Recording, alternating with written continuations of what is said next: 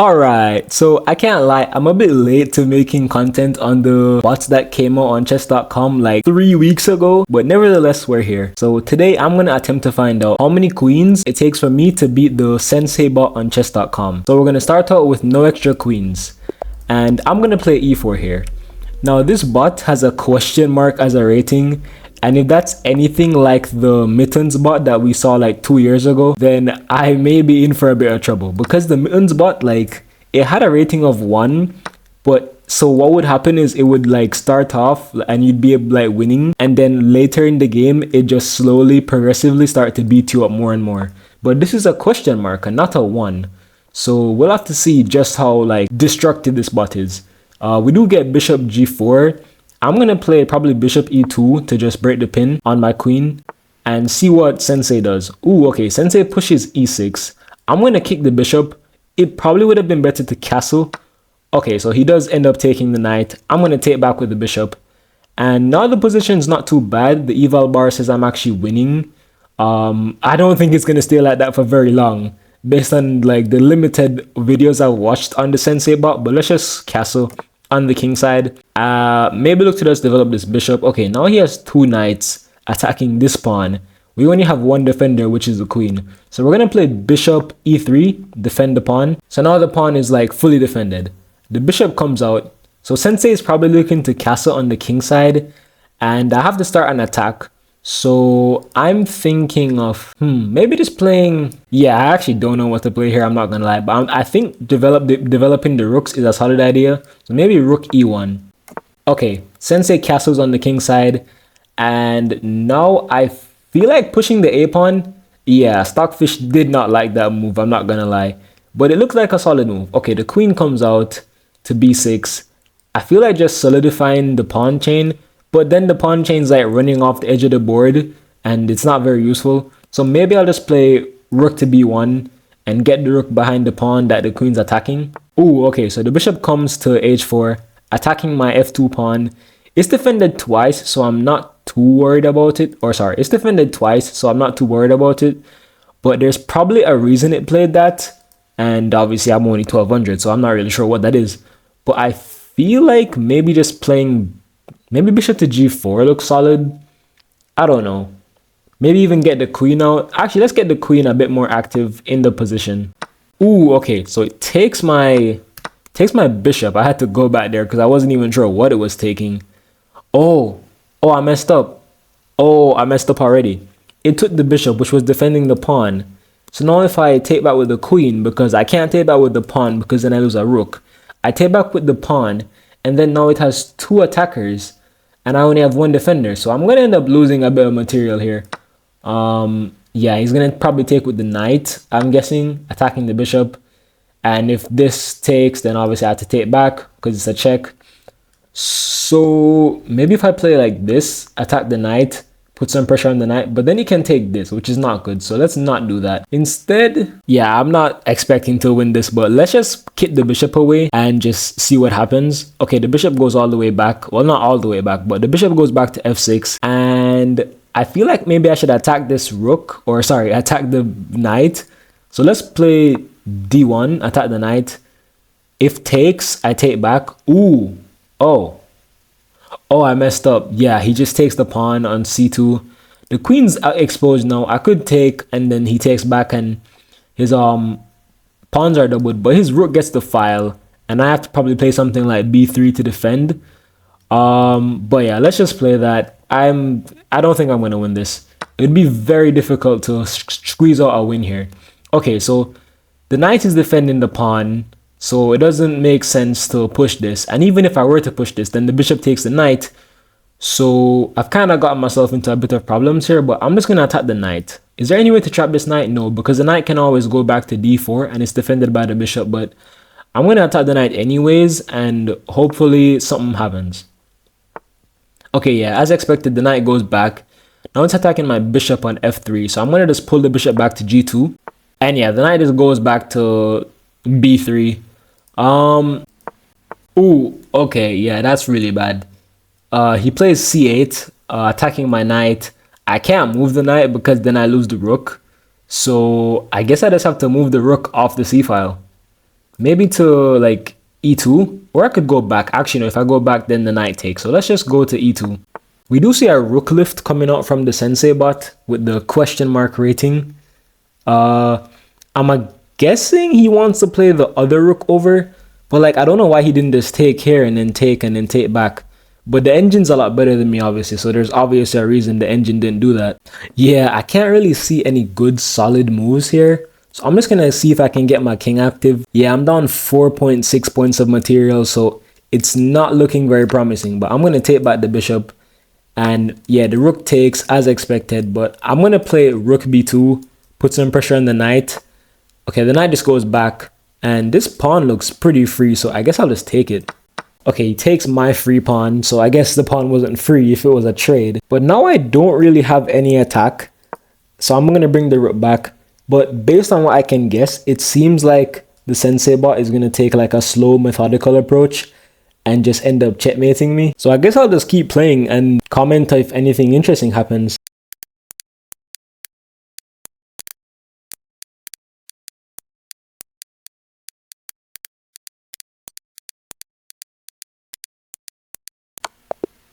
Okay, so we did end up losing the first game. Wow, that is giving me flashbacks to when Mittens came out 2 years ago. But yeah, gonna go ahead and give myself one extra queen. Okay, now we have one extra queen against the Sensei bot.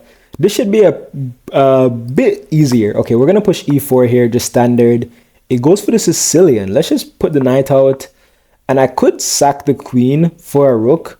And I'd still be up 4 points of material.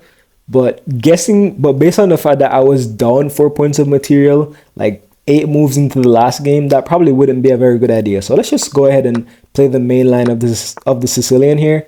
He does push, so I'm going to take the knight because when you have an advantage in chess, you generally want to trade off as much pieces as possible so the advantage shines through. So knight c3 looks like a solid move. Ooh, he brings a knight out. Simple development. I could push, and then if he takes, then I take the queen, and we're just like trading off material. So let's just push this pawn. Okay, so he doesn't take. Instead, he chooses to move the knight to the square that attacks my queen. So the sensible option here is probably to play like queen g3. Okay, so he does end up taking the pawn. Yeah, I didn't really see that, I'm not gonna lie. But yeah, I feel like if I just keep trading off, I should be able to win here. So I'm just going to develop the bishop to attack the knight. Okay, the knight does move back. So I guess the bot does understand that because it's down so much material, it's having more pieces on the board is very beneficial towards it. So it makes sense for it to keep the pieces on the board because then it can gain a positional advantage as opposed to my material advantage. So now I'm going to get the bishop out. Oh, and the knight does take the bishop. So I'm going to recapture with the queen. And so far, it's not looking too bad. Ooh, okay, pawn g5. Isn't that just a free pawn? Or am I missing something very serious here? Like, these bots do not make me... Wait, what? Why did the rating change from question mark to 3,000? How did I just notice that? Wait, what? That's actually so weird. I think it's because I'm doing this on an analysis board so I can actually give myself extra queens. But the rating changed from question mark to 3,000. So I guess when you do an analysis... I guess when you do it on an analysis board, then it shows you the actual rating of the bot. So I guess now we know that the bot is 3,000 rated. So this extra queen is going to be a big help. But the question is, do I take this pawn? Because bots don't make mistakes. That's the thing. So let's just take the pawn. It probably is a mistake, but hey, if I was in a real game, I'd take this pawn. So I'm going to take it. Okay, he just pushes here. So I guess I'll just go back maybe to like g3. Okay, and the queen comes out, obviously putting some pressure on b2. I could push, but then b4 comes out. So I'm just going to bring the rook over. Ooh, okay, and the bishop comes out. Attacking a2, but I'm not too worried because the knight defends, so that's not too much of a problem. The question is, we need to trade these queens off. If I can get this queen off the board, then I have a pretty decent position, and I can probably win, even against a 3,000 rated bot. So I'm going to offer a queen trade, which it's probably going to deny. Ooh, okay, he actually accepts the queen trade. That means that the queen trade is actually not that bad of a move for the bot, which is interesting. Maybe just playing, okay, not g4, that would blunder the queen to the bishop, but maybe just like f3. It seems pretty solid. It attacks the c4 pawn, or sorry, the c6 pawn. Okay, the king moves to defend it. Pretty standard. Maybe I could play this and kind of force the bishops off the board, which I will. I feel like that's a pretty solid idea. Okay, yeah, the rook moves over, but we can take this. Forcing more pieces off the board is always going to be beneficial for me, because then there's no room for a positional advantage and the material advantage can shine through, especially in the endgame where it's all about the material advantage and not so much the positional advantage as it would be in the middle game. So now I need to find a good move here. Maybe castle, but then takes. I don't like that the rook would have the b file. That doesn't really seem too nice for me, especially since this bot is very highly rated. Maybe queen f7. That looks pretty solid. Attacks the bishop, but then just here, and I'm probably in a bit of trouble. So maybe if I just, okay, I can't play this because then the bishop takes. So I'm just gonna, okay, also, if he takes here, I can't take back because then the rook takes. I need to be very wary of that. So I think I have to play like, maybe move the rook, honestly. So yeah, I'm gonna move the rook to probably d1. Okay, that was a mistake because then he just gets the pawn for free. But I feel like that's not too big of a worry because I'm just gonna play maybe like knight e2. Okay, pushes the pawn rather than taking this free pawn. Maybe the pawn wasn't actually free if it didn't take it. Honestly, castling doesn't seem too bad here because it puts the rook and the queen on the same line. So let's do that. Okay, and now it takes the pawn. And I feel like I'm going to play, okay, I can't play a1 because the bishop. So maybe if I just attack the bishop right now and see what happens there. Okay, the bishop moves. Pretty decent move. I'm going to block the coordination between the bishop and the a1 square with the knight. Okay, he does end up taking, which is good for me. And I'm probably going to take back with maybe the pawn, actually. Yeah, because I want to bring the rook to a1. So I'm going to take with the pawn. Okay, and the rook goes back to a5. And now I'm going to attack the rook. Okay, he does instantly take. That was very fast. And I'm going to take back the rook with my rook.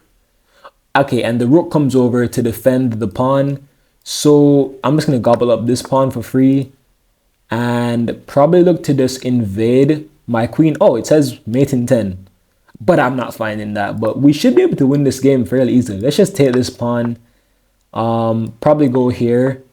Take this pawn as well. The rook comes over. That's not too worrisome. I can just take this free pawn. The rook comes down. That's not too worrisome. I can probably give a check here. King comes down. And it says mating 5. I'm actually going to see if I can find that. Maybe this check.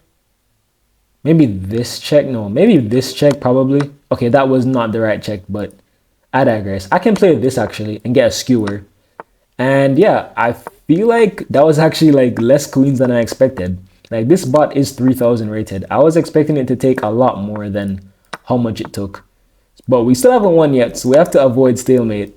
So, but it doesn't seem like I'm gonna stalemate. But yeah, wow, it actually only took one extra queen for me to beat the Sensei bot.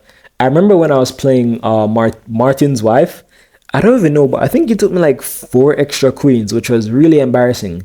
But then again, Martin's wife is 3,250 rated, and Sensei is only 3,000 rated. So I guess it makes sense why the Sensei bot is like a little bit easier to beat than Martin's wife. But Martin's wife was absolutely diabolical. So yeah, 1 extra queen, not too bad.